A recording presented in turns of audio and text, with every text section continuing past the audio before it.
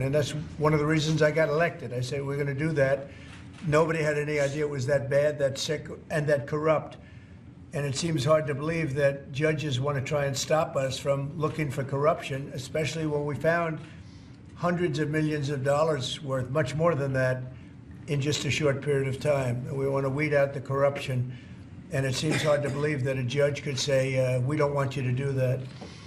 Well, so maybe we have to look at the judges, because that's a very serious, I think it's a very serious violation.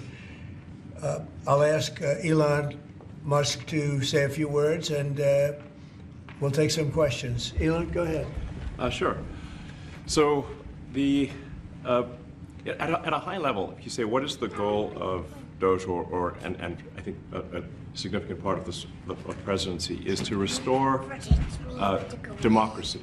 This may seem like, well, aren't we in a democracy?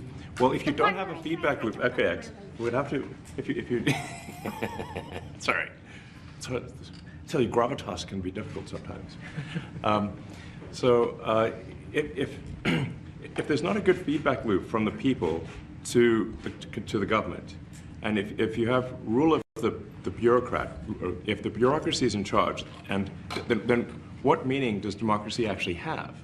If the people cannot vote and have their will be decided by their elected representatives in the form of the president and the Senate and the House, then we don't live in a democracy, we live in a bureaucracy.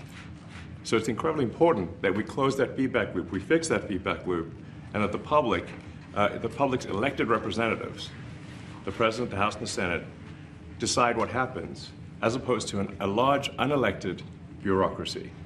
This is not to say that there aren't there are good people who are in the federal bureaucracy, but